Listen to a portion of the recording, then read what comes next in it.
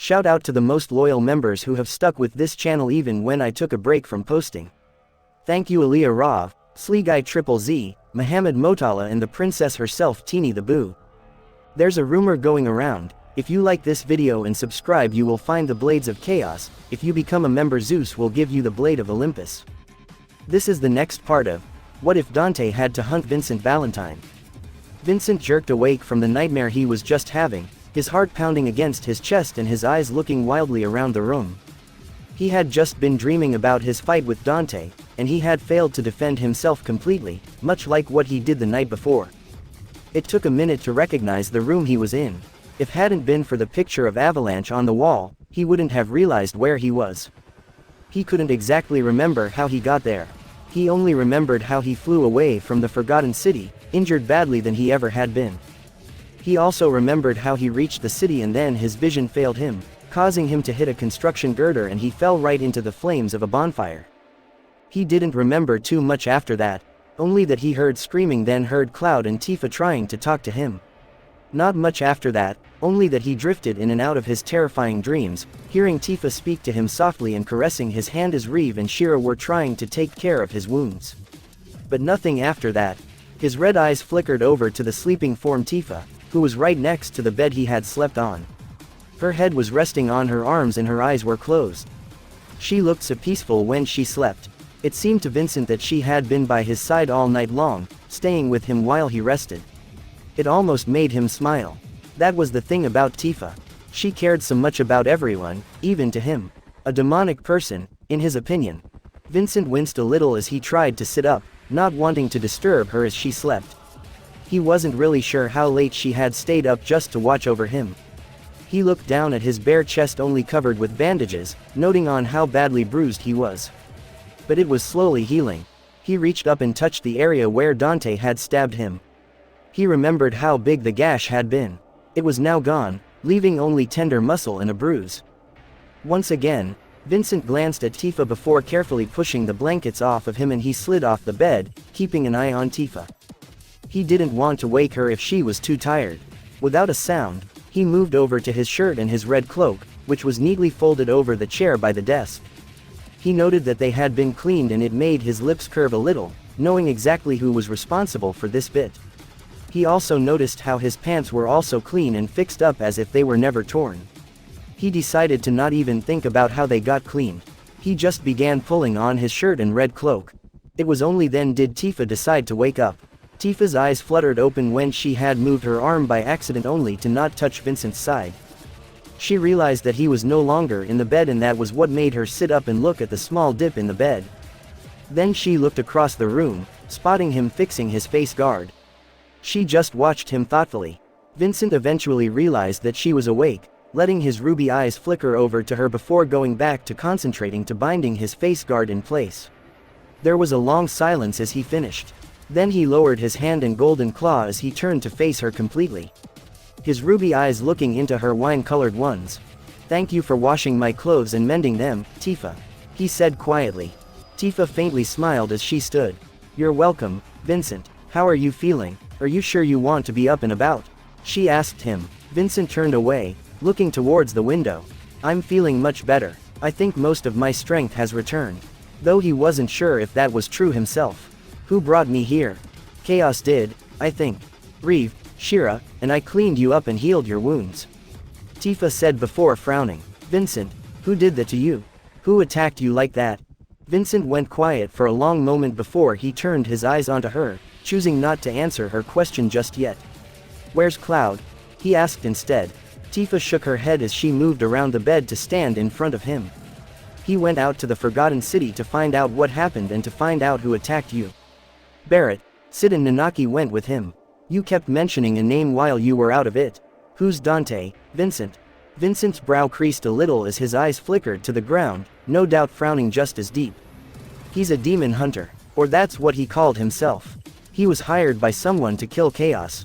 And in any case, me," he told her. "A man did this to you?" Tifa asked thoughtfully, yet frowning. Vincent slowly shook his head. "No, he wasn't just a man. He wasn't human. I believe he was a demon. He transformed into a demon much like Chaos," he said. Tifa frowned at that. A demon who hunts demons. That's weird, she said. Vincent nodded as he looked away just as thoughtful. It's strange, I know. He was a very powerful demon though. He was too powerful and fast. I just hope that Cloud and the others don't meet him. Tifa tilted her head to the side. I would think Cloud could take care of himself. So can Barret, Sid and Nanaki. Cloud's beaten Sephiroth twice, she told him. The ex-Turk shook his head as he looked at her seriously. Not this one, Tifa. Dante was way too fast and powerful. With each hit I did to him, he only healed it. Cloud will not be a match for him, he told her. Tifa now looked worried. Do you really think so? It took everything I had to make sure he didn't kill me. Vincent honestly said. Tifa let out an unsteady breath before she reached into her pocket and pulled out her mobile phone.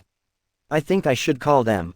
Tell them that you're awake and what you know, she said. Vincent only nodded as he watched her dial the number and wait. After a long minute, Tifa straightened as if something happened. Cloud, it's me. I called you to let you know Vincent's awake, she said onto the phone. There was a pause. Oh yes, he's okay. He's up and walking around. He just told me who tried to kill him. She paused again before nodding. Okay, she looked at Vincent. You up to talking to Cloud? Vincent just nodded as he went over and took her phone from her. Then he placed it against his ear. Cloud. Vincent, you all right? Cloud asked. Vincent nodded as if he could see him. I'm fine. Don't worry too much about me, he answered, hearing Cloud snort with humor. I should have guessed so, Cloud said, pausing for a brief second. We met Dante by the way. A real asshole if you ask me. Cockier than hell. Vincent tensed at the very news. You met Dante, so you found him at the Forgotten City. He saw Tifa tense up herself and he knew that she was worried. No, he was in Bone Village, just leaving the Forgotten City. We found him there trying to find out where you could have gone. I tried telling him off before getting into a fight with him. He's definitely a tough opponent. I almost couldn't keep up with him, Cloud told him. Vincent frowned. So you fought him. He didn't hurt you, did he? He asked, sounding just mildly concerned. He was also asking for Tifa's behalf because she was looking very worried. Surprisingly, no, Cloud answered. While we fought, I had a feeling he was only playing with me. He was smiling the entire time and it was kind of annoying.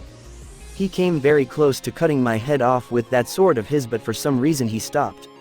He just warned me to stay out of his way when he finds you. But I'm not going to give him the benefit. He didn't seem to want to kill me. Only you. But damn, Vince. He was nearly as fast as Sephiroth. And when I first saw him, I thought he could have been a remnant. You don't think he was, do you? Vincent was quiet for a long moment before he shook his head as if Cloud could see him, again. No, I don't think he was a remnant at all. He didn't seem too concerned about what we did to Sephiroth or Genova. I don't even think he knows who they even are. He doesn't seem to be from here, Cloud. On his side of the phone line, Cloud was quiet for a minute as he tried to think. He couldn't help but look worried about the whole ordeal. You mean, he's some kind of alien or something? I'm not sure, Cloud. He could be, but he doesn't seem to be any alien we're familiar with. Stranger as it may seem, he must be some kind of demon. During our fight, he turned into a demon much like Chaos and attacked with such speed that we can only imagine. And every time I slashed him, his wound only healed. It was like he had a constant Reagan spell being cast over and over again. He never slowed down, never tired. And in his demon form, he seemed to be more faster and more stronger. I fear that we might have found our greatest challenge, Vincent told Cloud. Cloud only frowned as he looked away. He didn't like the sound of this at all. This Dante was a dangerous foe to be fighting. And he really wanted to know why Dante's employer wanted to kill Vincent. He then shook his head as he turned his attention back to the phone. I don't like this, Vincent. I don't like it at all. I think before we head back to Midgar, we're going to go to the city and take a look around. Maybe Dante's employer is still hiding there. If we can find them, we might be able to find out how to stop Dante from getting to you. In the meantime, try to lay low until we get back. He told his friend, I know you can take care of yourself, but if this Dante is really bad as you think, you might need help. I understand. There was a pause from Vincent. Cloud, thank you. The blonde swordsman just smiled faintly and shook his head. Wow, Vincent, maybe you have been hanging out with us too much. You're actually thanking us, He could almost see the smirk on Vincent's face. And I sense that smirk. HMPH. Funny, Cloud, chuckled the dark ex-Turk. Just be careful. It would be another sin on my shoulders if anything were to happen to you and the others on my behalf. Cloud smiled even more and shook his head. You and your damn sins. You really need to get out more often, you know that. Anyway, we're going to take off. You just heal up and keep an eye out for Dante. We'll be back as soon as we can. Very well, Cloud, Vincent answered before there was a click and the line went dead. Cloud closed his mobile and slid it into his pocket. He just stood there for a minute, knowing that Barrett, Sid and Nanaki was watching. He just frowned before looking towards them. We're going on ahead to the Forgotten City. Dante's employer might still be there. If they are, we'll capture them and force Dante to give up on his mission to killing Vincent. And maybe question them about why they hate him, he said. The other three nodded and they began up the trail towards the city. An hour later, the four found their way into the Forgotten City and began their search. But when none of them found anything, they stood near the small lake, staring around. Sid had spotted the remains of Dante's campfire, so he went to investigate it. He also found the footprints of two different people. One no doubt belonged to Dante, but he wasn't sure about the other. Nanaki didn't recognize the smell either, so he couldn't say anything about it. He tried to follow the trail, but it vanished at the edge of the lake. Man, there's nothing here, Sid growled as he went back over to where Cloud and Barrett were standing. Barrett shook his head as he folded his powerful arms. We should probably head back to Midgar and keep an eye out for Dante while Vince is trying to heal completely. What do you think, Cloud? Cloud didn't answer. He was too busy looking into Eris's lake with a deep frown on his face. His eyes were squinted a little as if he was trying to find something in the water. There was something wrong there. He could feel something missing in this place. Like something had been taken from the lake, something that shouldn't have been taken. There was no feeling of peace or safety as it always felt ever since Eris died. There was no feeling of protection either. Cloud did not like it at all. Yo, Cloud, snap outta it, what you looking at anyhow? Barrett asked, nudging the blonde's shoulder. Cloud blinked before tilting his head towards Barrett before he shook it and looked back into the crystal clear water, seeming to search for something. There's no one here, Barrett. Dante's employer is probably heading towards Midgar too. We should get back right now, prepare for another fight with them. We might have to kill Dante if he tries to hurt Vincent again. Because of him, everyone is in danger. Even Marlene. Barrett growled at that as he immediately started heading back. Shit, in that case, let's go now, he said as he went. Sid and Nanaki both nodded and followed after him. Cloud turned to follow, but after a few steps away from the lake, he stopped. He could feel eyes on his back and that made him alert. Slowly, he turned back and looked around before his eyes landed on a large gray wolf standing at the water's edge. It surprised him to see it there. He had not seen it before. Where had it come from and when did it even arrive? The wolf was staring right back at Cloud, its head held up high and its ears aimed directly at him. It surprised Cloud even more to see how blue the wolf's eyes were. The eyes reminded him of an old friend's. Zack, he whispered. The wolf shifted its ears and lowered its head a little, but it didn't move. Cloud narrowed his eyes before turning towards it and walked over. The wolf didn't move an inch. It just stared right into his eyes, lifting its head again as Cloud moved closer. The blonde stopped before it, still looking into its eyes before he slowly shook his head. If you're showing up, then something must be wrong, he whispered to the wolf. And for a brief moment, he thought he heard something. A whisper of some sort. Dante, being used, he's good. Cloud narrowed his eyes again before he slowly nodded. He seemed to be understanding something. He wasn't sure where that whisper came from or who said it, but it must have meant something. His eyes lit up again and he turned his head when he heard the others coming back.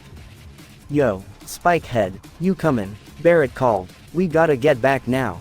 The blonde just looked back at the wolf before frowning even more. The wolf was gone. It had vanished, leaving no footprints for him to see. That was strange enough for Cloud. So he turned around and walked towards the other three, nodding. Yeah, let's get going. We have to find Dante. The spoken half-demon, however, had already arrived in Midgar, looking up at the city remains. He was frowning deeply as he looked at all of the ruined buildings and skyscrapers. He didn't like the looks of this place. It reminded him of his own city that he hunted in. This place was too much like home that it almost seemed like his home. There was only one difference. His city was not as big as this one was. But it was obvious that it had its terrible past. Something really bad must have happened to this new world he was in. And he was wondering what could have happened. After his battle with Cloud Strife, Dante had been jumping tree to tree, trying to get away before he decided to make a quick turnaround. He still did not know where Vincent Valentine had gone, and there was a possibility that Cloud and his companions might say something about his whereabouts. So he went back and hid in a tree, listening to what the 4 Avalanche members were saying, learning the name of the city that Vincent had gone to. He wasn't really sure where he could find this Midgar city, but he knew that if he found someone, they might be able to tell him. And that's what he did. He found a wandering merchant and asked for the directions of Midgar city, pretending he had gotten lost while traveling. The merchant pointed the way and the half-demon went on his merry way. Now, he was there. He had found it, and he was clearly not satisfied with what he saw. With a frown, Dante took another look at the destroyed metropolis before walking towards it. He walked straight into a section of the city where only few people were living. It was sad to see how these people were living now. He could see several people wandering the uneven streets or talking with one another. But what surprised him more was the looks he was getting from them. Some looked angry or scared, and there were some whispering to one another, but Dante was pretty sure it was him they were talking about. They were watching him as he went. He, however, did hear one shout towards him, saying, "Hey, you Sephiroth clone, why don't you go back to hell where you came from?" That made Dante turn and look right at the man who said that, frowning in confusion. He wasn't even sure why these people were looking at him like they were. "Yeah, your kind has done enough to us, is it? Why don't you leave us alone?" A woman hissed at him as he turned and started to walk on. Dante decided to try and ignore them now. These people obviously thought he was someone else, and it was probably better to ignore them other than correct them. It would probably just provoke them into attack him and getting hurt in return. And he would have just continued to ignore them if only one man didn't pick up a large stone and hurl it at him. Dante sensed it coming before it even left the man's hand. He just frowned before spinning around and catching it in one hand like it was nothing. He gave the attacker an icy glare, making him back away in fear. The other people also did the same. Some turned and ran while others cringed, knowing that this was a Sephiroth clone. They were dead, so why run?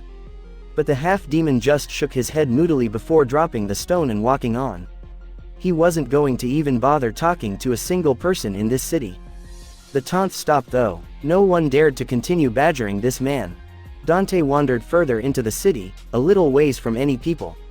He was getting more annoyed with all the looks they were giving him, and even more annoyed that he couldn't find anyone who knew Vincent Valentine here. He wondered where he had gone. But then he started to wonder exactly how big this city was. So he decided to find out. He walked straight to a very tall building with an old sign that read Shinra Inc.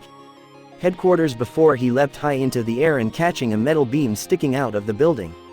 He climbed up and went on jumping higher and higher until he reached the top, or what was left of it. He found a nice ledge that pretty much overlooked the entire city, and his mouth fell open with such surprise.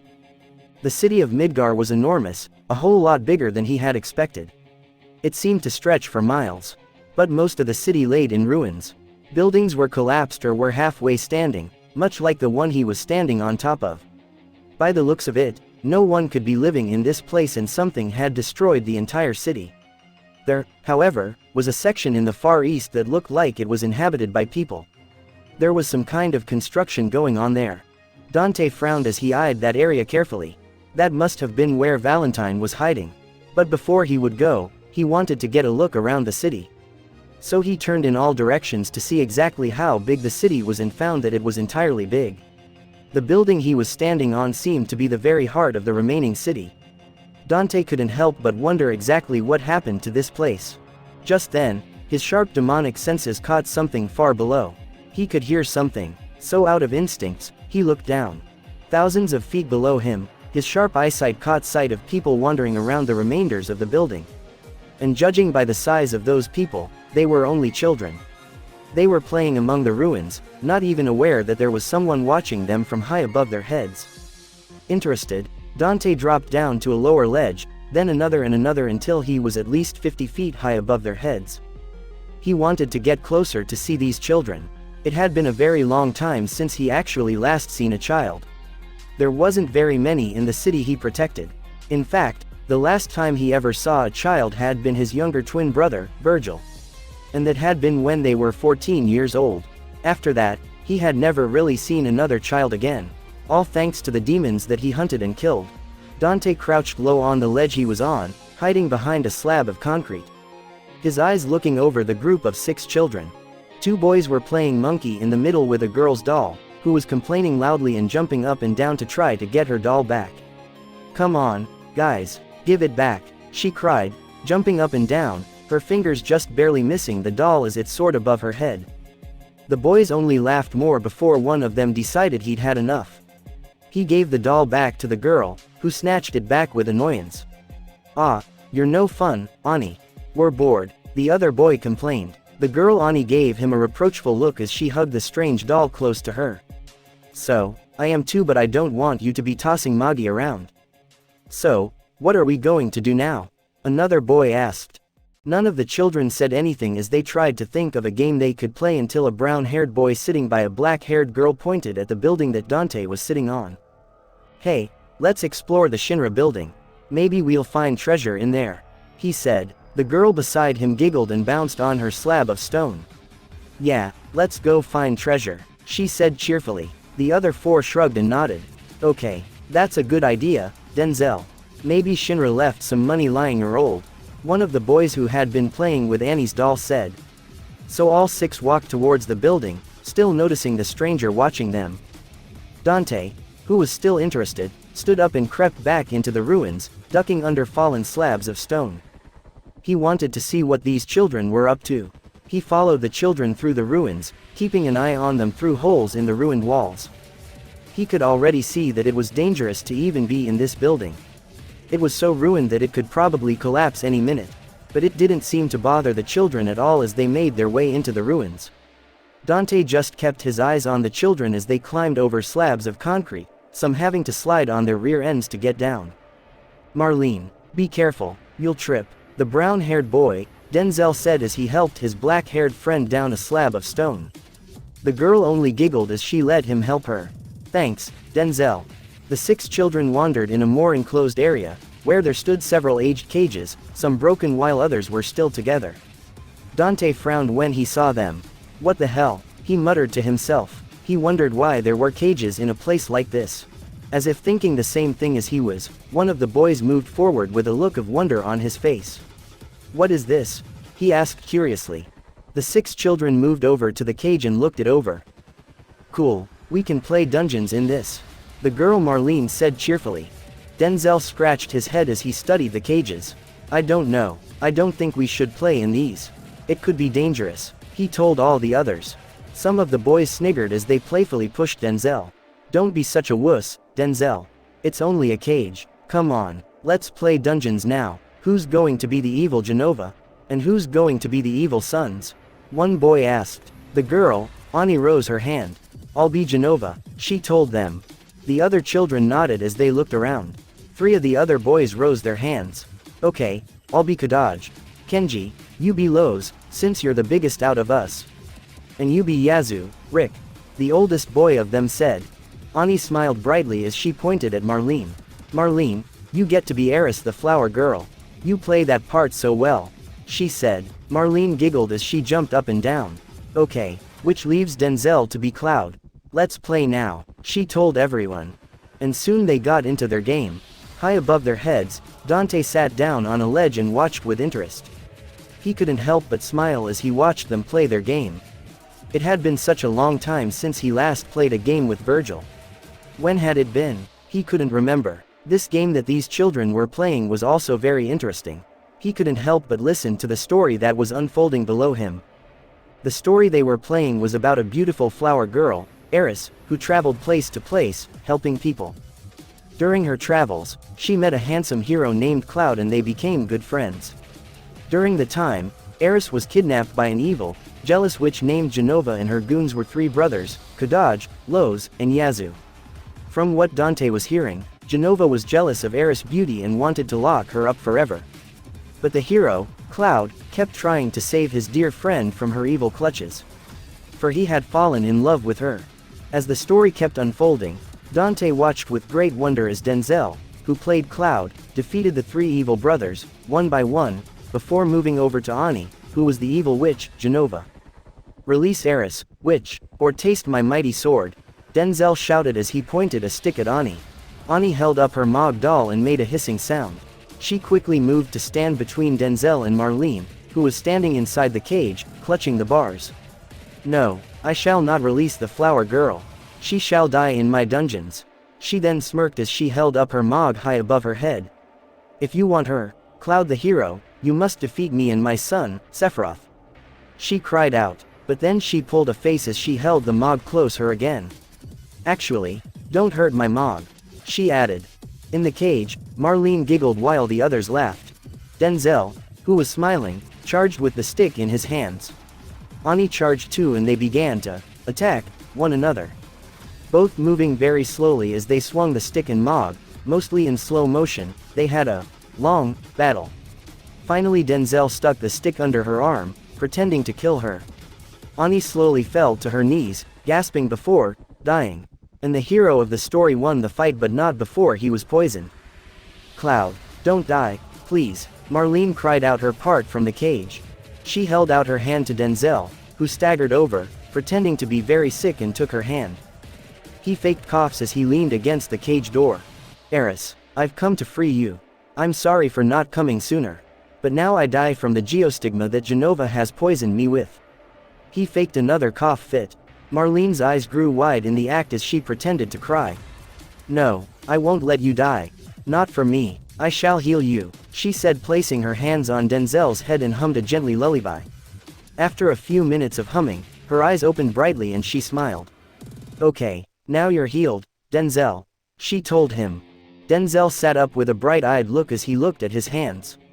"I'm alive. You saved me, Eris." He stood up and grabbed the door. "And now, my flower girl, I save you from your dungeon. I free the flower girl." And he pulled at the door. But it clanged in protest, for it was locked.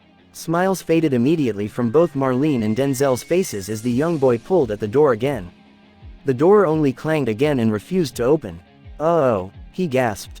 The other four stood up and went over with frowns. "What's wrong?" Ani asked. Denzel shook his head as he began pulling on the door, rattling it, but it still refused to open. "It's locked," he said, now trying to kick at the bars. Marlene was starting to panic, pushing on the door. "Open it. Why won't it open?" she gasped. The other four grabbed the door and helped Denzel pull at the door, trying to free Marlene. Above, Dante just smirked and shook his head. He found this a little funny to watch. The poor kids hadn't thought that the lock was still active on the cage. With a shrug, he stood up, deciding he would reveal himself to them just to help Marlene get freed. But as soon as he was standing and ready to go help, he froze. There was a sudden movement far across from where he was sitting, just a little lower from his level. The half-demon frowned as he stared in that spot where he had seen the movement but didn't see anything else. He sensed that something was there.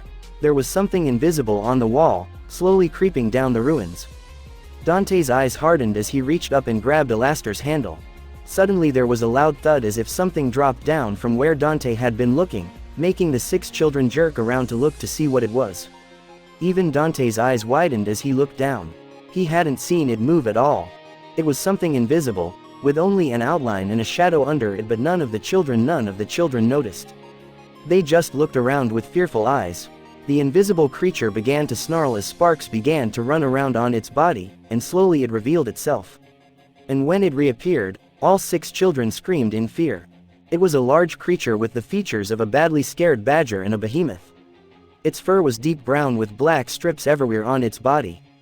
Large claws protruded from its toes, looking very sharp. The 4 children, other than Denzel and Marlene, immediately turned and fled, but Denzel stayed.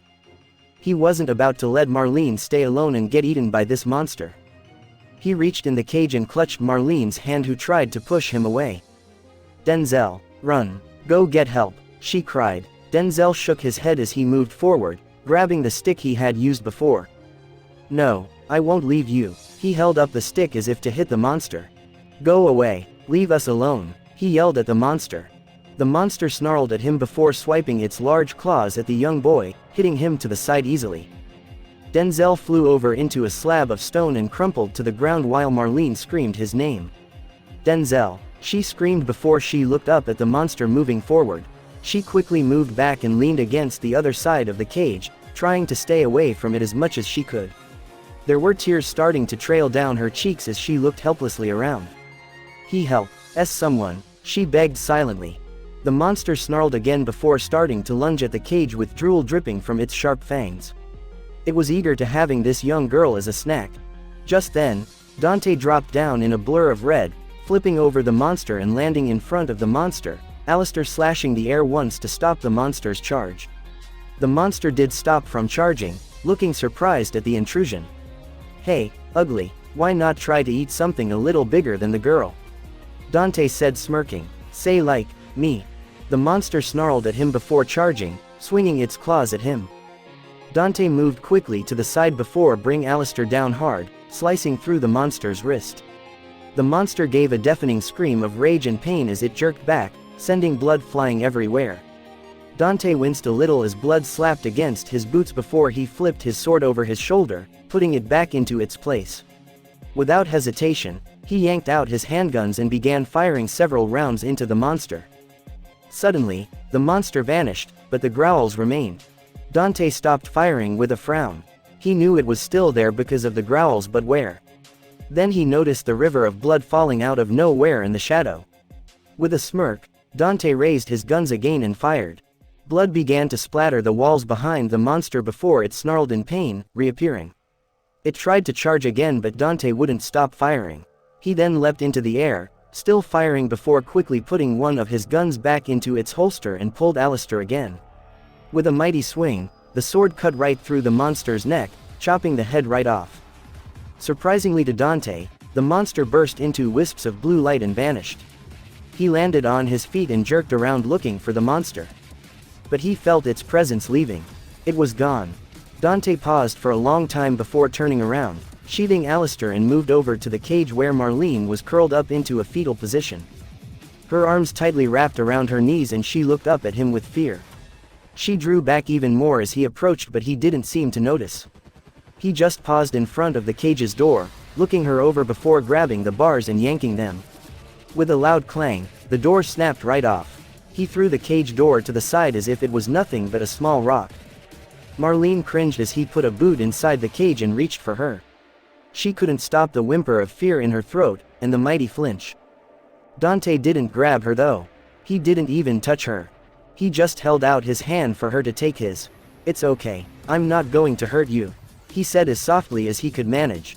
He wasn't used to speaking softly at all. Marlene blinked several times before she slowly reached out and took his. She watched this stranger carefully as he gave her a nod and helped her stand up. Then he helped her out of the cage, while looking her over for any injuries.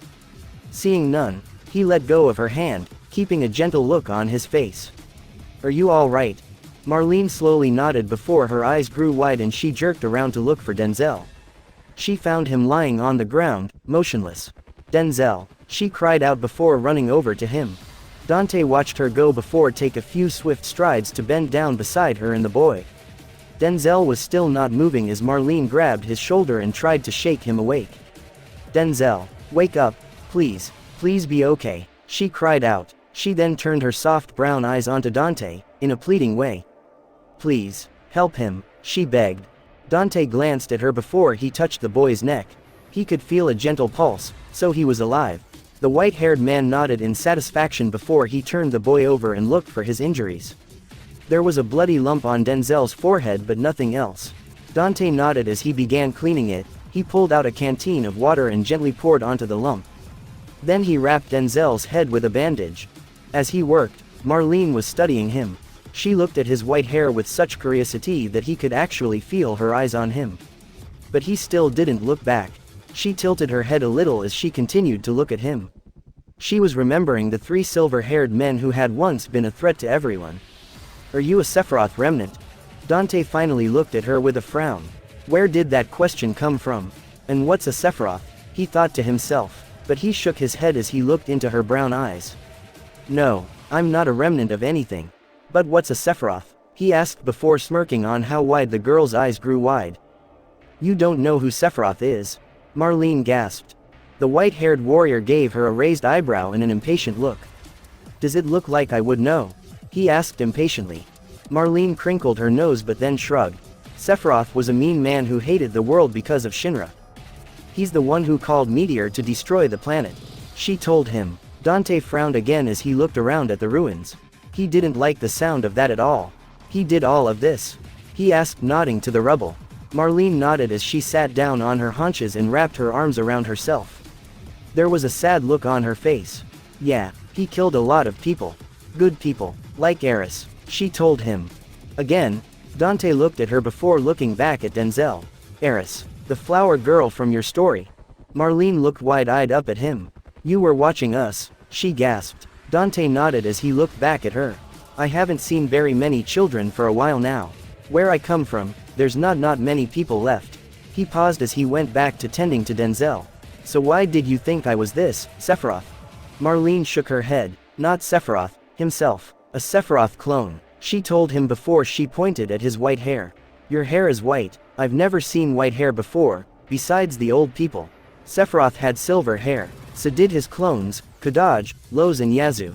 She told him. Dante frowned before looking at her. So this Sephiroth, he was a real bad man. He received a nod from the little girl. Where is he? I could teach him a lesson. He told her, with amusement. No, you can't, Marlene told him. He's dead. Cloud killed him. So did Tifa and Papa. Everyone helped kill him, she told him. Dante couldn't help but smile as at her. Cloud, huh, your hero from your game. He received another nod. He just nodded again before taking off his red trench coat and laid it across Denzel. Then he moved over to a slab of stone and sat down. He pulled out his handguns and began reloading them. So what's your name? Marlene asked finally as she curled up next to Denzel. Dante didn't look up at her as he put the bullets back into his guns. He was quiet for a minute before he nodded towards her, his eyes still on his guns. Dante, he said simply. Marlene tilted her head and silently repeated the name. Then her eyes grew bright and smiled at him. I like it, Dante. Thank you for saving us, Dante. She said brightly. Dante looked at her, staring for a minute. He had never really been thanked before. Then he nodded to her. You're welcome, he told her softly. He looked away with a very thoughtful look on his face. This Cloud, he's a real good man, Marlene nodded as she gently brushed Denzel's bangs out of his eyes. Yes. Tell me about him and Sephiroth, Dante requested silently. Marlene frowned as she tried to think. Well, I don't know too much about Sephiroth. Only what everyone told me. He was created by Shinra to be a super warrior and to kill anyone who got in their way. But when he found out that he was born just to be used, he started to hate everyone and tried to destroy everything. Cloud, Tifa, Papa gathered Avalanche and they went to stop Sephiroth. They did, but he came back months ago to kill everyone by using 3 of his remnants. They died though. Cloud killed them, but he had help from Rufus Shinra and Reno and Rude. Dante suddenly looked at her. He had recognized the name Rufus Shinra and he was sure he had heard of Avalanche before. Did Jen tell him that name before? He couldn't recall. He remembered that Vincent Valentine had said that name once before. He had called Rufus a wicked man. But then again, he could have just said that because he was wicked too. A plan, however, was forming in his mind. If this Cloud was a good and powerful fighter, he could probably use his help in hunting down Valentine and killing Chaos. Where can I find this Cloud? I could use his help with something, if he's willing. Marlene shook her head as she stared at Denzel. He's not home right now. He's gone to the Forgotten City to find out who hurt our friend. The world seemed to stop for Dante. He did recognize that city's name. It had been the city that he fought Valentine at. The men at Bone Village had told him the name. His eyes narrowed as he watched Marlene before tilting his head. Your friend, the one that was hurt, what's his name? Mr. Vincent, Marlene said with a lazy shrug. Dante's eyes flashed and he looked back at his guns with a deep frown. It was no doubt Vincent Valentine that she was talking about. So that Cloud, it must have been the man he had fought after leaving the Forgotten City. But if this Cloud was such a good man, why was he befriended to such an evil man, to a wicked demon? This Vincent, Dante said carefully. Tell me about him. I heard from some people that he was evil. Marlene made a rude sound as she looked up at him. He is not. He's a good man. He might be kind of quiet and kind of creepy, but he's really nice. He helped protect me from the Sephiroth remnants. She told him. Dante frowned again as he kept his eyes averted from the girl. He was letting his thoughts run through his mind. Something was wrong. Dante knew that someone was lying to him. Either Jen lied to him about Vincent, or this girl didn't know how bad her so-called friend was. Dante shook his head, making his decision right then and there. He needed to find out the truth. And there was only one way of doing that. Marlene, where can I find Vincent Valentine? I need to speak to him. Outside the city, Vincent was training with Tifa, killing monsters, and one after another. They both wanted to be ready for the demon hunter when he showed up to kill Vincent. They did not want to be caught off guard. Especially Vincent. Tifa turned to see Ani and three boys running towards her and Vincent, all looking very pale and terrified. The pretty barmaid already sensed something wrong, rushed over to them with Vincent right behind her. Ani, what's wrong? She asked as she bent down in front of the scared girl. Ani stopped in front of Tifa, gasping for air. Then she pointed back towards the city. Monster, she gasped. Marlene and Denzel, they're in trouble. They're in the old Shinra headquarters being attacked by a monster. She cried. Tifa's chest tightened before she quickly looked at Vincent. Vincent. On it, Vincent said before bolting towards the city. Tifa looked back at the kids. Go home now. We'll be home as soon as we can. She told them. Ani swallowed hard as she hugged her doll. Tifa, will Marlene and Denzel be okay? She asked, worriedly. Tifa gently touched her head and nodded. Don't worry, we'll take care of them. Just get home, she told her before running after Vincent. By the time Vincent and Tifa reached the old ruins, there was no one there. There were no children, or remains, only items that the monster had been carrying before it was killed. Tifa looked around with worry but saw no one. Oh no, where are they? She cried out before rushing all over. Marlene, Denzel, she called. Vincent just frowned as he looked around. He could see several footsteps in the dust. There were a few children-sized ones and there was also a pair of an adult-sized footsteps. Not to mention, there was blood all over the ground. Without a word, he went over and examined the footsteps and the blood. His red eyes narrowed as he touched the drying blood. It was at least an hour old, as was the footprints. Vincent turned his eyes over to the cage, frowning even more when he saw how the door of the cage had been torn off. Tifa, look. Tifa turned with a jerk before rushing over to his side. Her eyes looking frantically around before she saw the cage. Her eyes grew wide and she stepped back in surprise. What did that? She asked, going over and touching the cage. The monster. Vincent shook his head as he joined her, looking at the torn metal. No, there's no way a monster could do it like this. The bars would be bent but they're not. Someone, a human of some sort, did this. He told her. He looked at all of the details of the cage and it made him frown even more. There's no blood inside the cage, so Marlene was not harmed in any way. Someone must have helped them. He told her. Tifa bit her lip as she studied the cage with him. How can you be so sure? She asked. Vincent looked down at the footsteps. These footprints. Someone was here but they didn't attack the kids. He stood and went over to a slab of stone. Someone was laying here, someone about the size of Denzel. It could have been Denzel, himself. And someone sat there. He frowned now, following the footprints. Those footprints are not a child's. And when they left, they were carrying something. The small footprints next to them must belong to Marlene. He looked back at Tifa. They're going back to Edge Town. We should probably go back to the seventh heaven. He suggested. Tifa nodded and they hurried back as fast as they could. They ran the entire way, and arrived quickly. Tifa and Vincent hurried into the bar, looking around for anyone. Her eyes immediately caught sight of Marlene at top of the stairs, looking into one of the spare bedrooms before she looked to see Tifa and Vincent. Her eyes brightened and she hurried down the stairs. Tifa, she said cheerfully. Tifa sighed with relief before hurrying over to her, her arms thrown around the young girl. Marlene, thank goodness. Are you okay? Have you been hurt?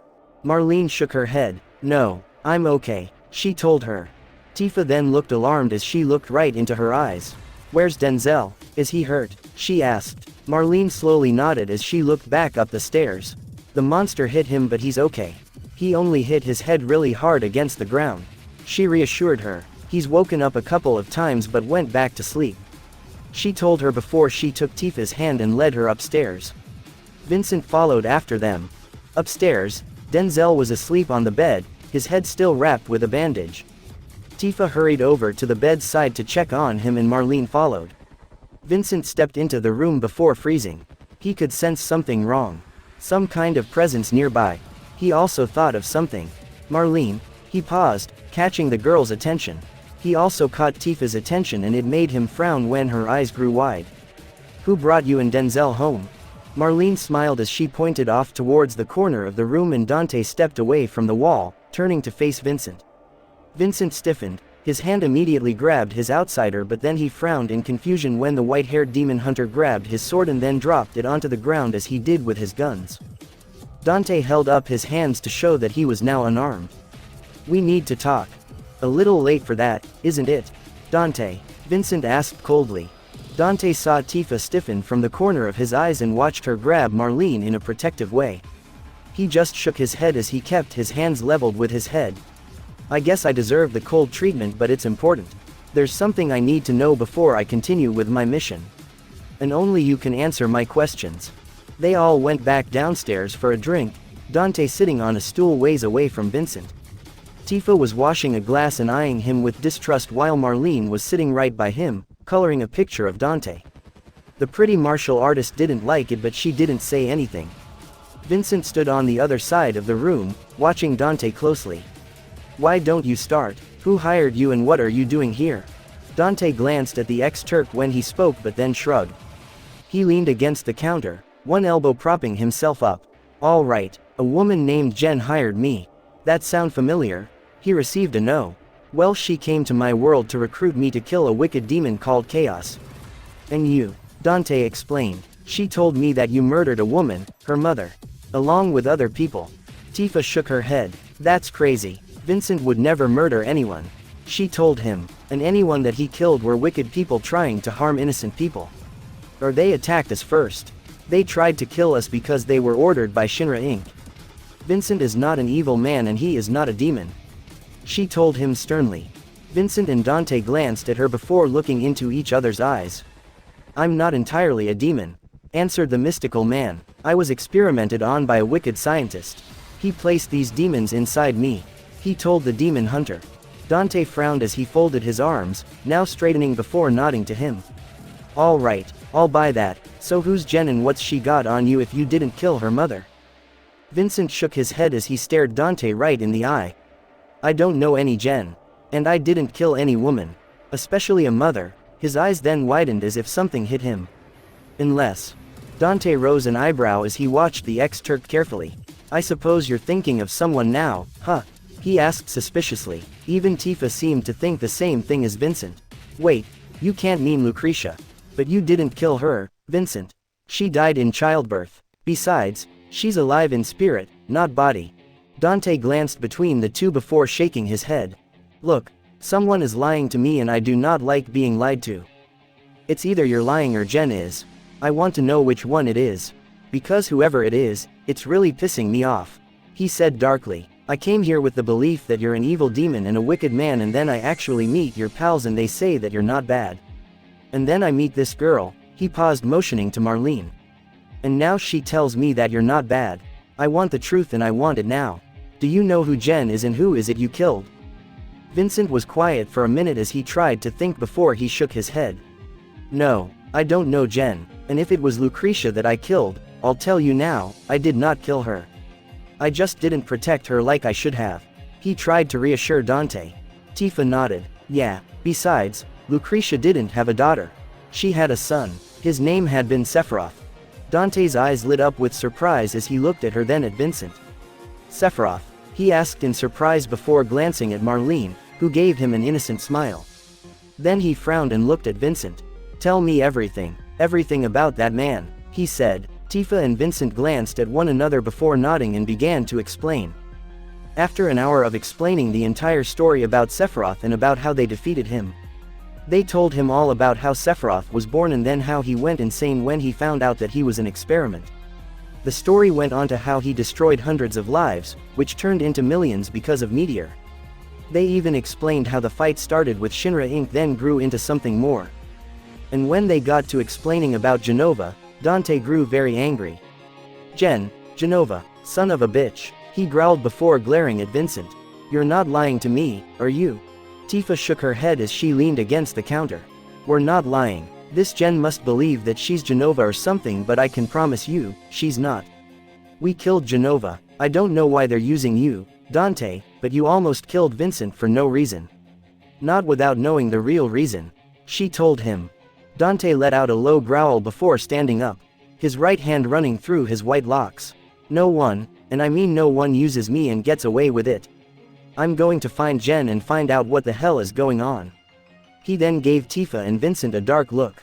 And if you're lying to me, I'll make you regret that you lied to me. Dante, please don't talk to Tifa and Vincent like that, Marlene said, sounding a little upset. They're not lying. The white-haired demon hunter just glanced at her before feeling a little more calmer. He reached over and patted her on the head. Sorry, kiddo, I'm just angry, he told her. Tifa couldn't help but smile at his reaction. She tilted her head to the side. She was definitely seeing something other than coldness and brutality from Dante. Vincent, however, held up a hand. Before you take off, we told you our story. So what's yours? He asked in a very serious way. Dante stood there for a minute before shrugging. Fair enough. I guess you do have a right to know a little about me. What do you want to know? Who are you, and what are you? Vincent asked. Dante shrugged as he sat back down on the stool. Well, like I said before, I'm Dante, a demon hunter. I run my own business in hunting demons down and killing them. The devil may cry, he told them. I hunt demons and I make sure they stay in hell where they belong. Tifa folded her arms and shifted her weight. But, aren't you a demon? Dante gave a half shrug, half nod. Half demon. I'm the son of a demon warrior, Sparta. My mother was human. I used to have a twin brother, Virgil. But he's dead, he said simply. Tifa frowned. Oh, I'm sorry. Don't be, chuckled Dante in a dark way. I'm the one who killed him. He received an alarmed look from Tifa. Virgil was using his own demon powers for selfish reasons. He wasn't doing the world any good and it gave me no choice. So I took him out. It had to be done. Don't pity neither of us. We never liked getting pity from anyone. Vincent lowered his head a little but still kept his ruby eyes on Dante. So you hunt demons for the good use? He asked. Dante nodded as he looked back at him. Yes, I do. Excuse me for trying to kill you before, but I've never really met a good demon before, other than myself. He then snorted. And I'm not a good demon either. Marlene looked up and made a sound of protest. Yes you are. You saved me and Denzel. She complained. Dante couldn't stop the smile from showing itself before he patted her on the head again.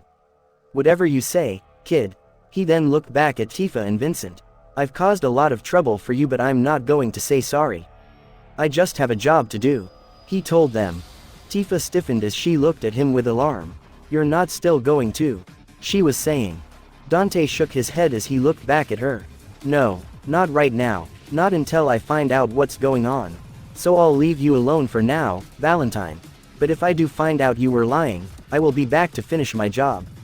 He warned him. For now, I'm going to hunt down Jen and find out what her deal is. She's got a lot of explaining to do. He said, going over to the table with his weapons and started putting them back on. Marlene hurried over to him and threw her arms around his waist, being careful not to touch his sword. Dante only glanced around and down at her with surprise. I'll miss you, Dante. Please come back, okay? The girl said into his coat. Dante's face softened and he put an arm around her shoulders. Don't worry, kid, I'll be okay. We'll probably see each other again. He told her. Promise? Marlene asked, looking up at him. Dante smirked at her before nodding. Promise. He then turned his eyes over to Vincent, who finally moved closer. No hard feelings, right? He asked, holding out a hand towards the ex-Turk. Vincent stared at his hand for a minute before he lifted his golden claws up and took Dante's offered hand. No hard feelings, he said quietly. Dante nodded back before he pulled away from Marlene and headed towards the door. Before he got there, the door opened, revealing Cloud and the others. Upon seeing Dante, they all froze and stiffened as if to pull their weapons. Even Dante tensed when he saw them going for them. Dante, Cloud said coldly. Cloud Strife, Dante said in more of a greeting. The blonde moved forward a step, starting to pull one of his swords before noticing Tifa, Vincent and Marlene in the room, and they were safe. Tifa, Vincent, he asked, his hand tightening on the handle of his sword. Vincent frowned as he looked between the two stiffened swordsmen before looking back at Cloud. Cloud, it's all right. Let him go. Cloud just frowned before he slowly nodded and he stepped out of the way. Dante glanced over his shoulder at Vincent, who nodded for him to keep on going. With a shrug, he relaxed and walked right towards the door, pausing as he looked right back at Cloud. By the way, good job killing Sephiroth, he remarked before he left. Cloud frowned as he watched the white-haired demon hunter left the bar before looking at the others. Why was he here? He asked suspiciously. Tifa shook her head as she made her way around the counter. Don't worry, Cloud, he wasn't here to cause trouble for Vincent. He saved Denzel and Marlene's life from a monster today and brought them back here. We just had a long talk with him and everything's okay now, she told him. Cloud glanced at Vincent, who slowly nodded. He was just here to talk. He told us everything we need to know and we told him what he needed to know and what he plans to do. The four walked over and took seats at bar stools, Nanaki actually laying on the floor. So, what is his plan? He asked, his ears shifting a little. Vincent shook his head as he silently went to the wall and leaned against it. He's not going to kill me right now. Not until he finds out what Jen has against me and why she hired him to kill me. Marlene, there, managed to convince him that I'm a good person and not a wicked demon. Though, I'm not sure about that. He received scowls from his friends but he ignored them. Anyway, he's going off to see if he can find Jen. Cloud frowned as he looked at Marlene. He saved Denzel and Marlene. Why? Marlene looked up when he spoke her name before she smiled. He saved us from a monster when it attacked us in the Shinra headquarters. What? Barrett gasped and hurried over to her. Marlene, you're not hurt, are you? Marlene shook her head as she let him wrap his arms around her and lift her up so he could take a look at her for any wounds. No, I'm okay. Dante stopped the monster from hurting me. But Denzel got hit by it. She saw an alarmed look on Cloud's face and that made her wave a hand at him in a reassuring way. He's okay. Dante said that he was only going to have a concuss. She paused trying to think of the word. A concussion. Vincent helped her. Marlene looked at him with a scowl but then she nodded. Yeah, that, but he said that he was going to live. She told him. Tifa nodded in agreement as she went around the counter and started to prepare drinks for the guys. I checked on Denzel while we were upstairs. Denzel will be fine. I really don't think Dante would have harmed the children at all. He really doesn't seem the type that would hurt them, she said. Vincent nodded in agreement. I have to agree. He would have harmed Marlene and Denzel long ago when he found out who they were and what their connection had been with me and you, he told the blonde. Cloud slowly nodded as he looked to both of his friends. Okay, so what's his story? Tifa shrugged as she poured him a drink then handed it to him. He's a demon. His father was a demon warrior and his mother was human. He hunts demons for the good of mankind, protects people much like we do. Only from monsters. She then winced as she looked at Vincent. Not you though, Vince. It's all right, Tifa, Vincent said quietly before looking at Cloud. Dante's not really a threat to us, not unless he fights us again. He's a powerful young man but he's not bad, he told him. Sid then frowned as he rubbed his chin with his knuckles. Hey, did any one of you see that amulet around his neck? Everyone looked at one another before shaking their heads. No. What amulet? Tifa asked. Vincent tilted his head a little before he nodded. There was an amulet around his neck, now that I think about it. It had 3 jeweled stones in it. Yep, I saw 'em too. There were 2 moon-shaped ones and a round orb between them. It was a white orb with a greenish glow, Sid remarked. That made all the others look very alarmed hearing that. Tifa gasped and covered her mouth while the others looked at one another. You don't think he has the white materia, do you? She asked with worry. Cloud swore a little as he lowered his glass of drink. Damn it, I knew something was wrong when we went to the Forgotten City. I had a feeling that something was missing there. I should have known it was the holy materia, he said starting towards the door. I've got to get it back. Cloud, stop, Vincent said quietly. Cloud turned and looked at him with a frown. Vincent, you know what the white materia can do. If Dante was to use it. Vincent shook his head as he met the blonde's crystal blue eyes with his ruby red ones. And exactly how is he going to use it, Cloud? He's a half-demon hunter from another world and dimension. He has no idea what the white materia is or what it does. Not to mention, he's not an ancient. He shook his head again. Only Eris could have used it. Everyone slowly nodded as they agreed with him. They knew he had a point.